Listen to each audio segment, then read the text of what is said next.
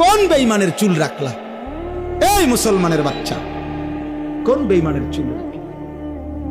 একটা ছেলে বেটা হলে এখন তারা বেটা, এখন বড়। যে সমস্ত মুশরিকের মতে যে ডান দিকে বড়, বাম দিকে বড়, সামনে বড়, একটা চুলের সনদ বলো যে পৃথিবীতে প্রথমে এই চুলটা কে রাখছে, এরপরে এটা কেমনে কেমনে এই সাবের বাজার পর্যন্ত আইছে, কেমনে নিশ্চিন্তপুর আইলো, কেমনে ক্যান্টনমেন্ট আইলো, কেমনে এটা সনদ কম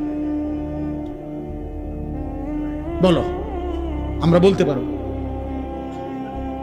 পাঞ্জাবির সনদ বলতে পারবো আমরা, টুপির সনদ বলতে পারবো আমরা, দাড়ির সনদ বলতে পারবো আমরা, চুলের সনদ বলতে পারবো আমরা, লুঙ্গির সনদ বলতে পারবো আমরা।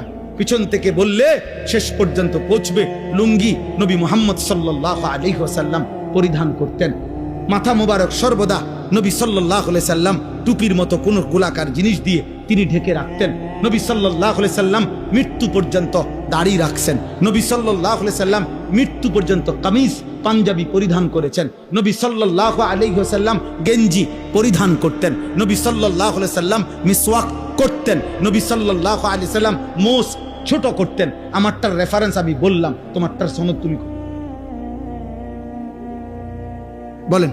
সনদ বুঝেন? সনদ মানে পিছনের সূত্র বলেন আর কি। দাড়ি কাটুন না একজন কন, আমনে সনদ কন। পৃথিবীতে প্রথম দাড়ি কাটছে কে? এরপরে এটা ডিজাইন হিসাবে ঘোষণা দিল কে? এরপরে এটা হ্যান্ডসাম হিসাবে ঘোষণা দিল কে? 1900 কত সালে এটা সিদ্ধান্ত হইল যে ইহা হ্যান্ডসাম? হ্যাঁ হ্যাঁ, না এটা বলেন, আমরা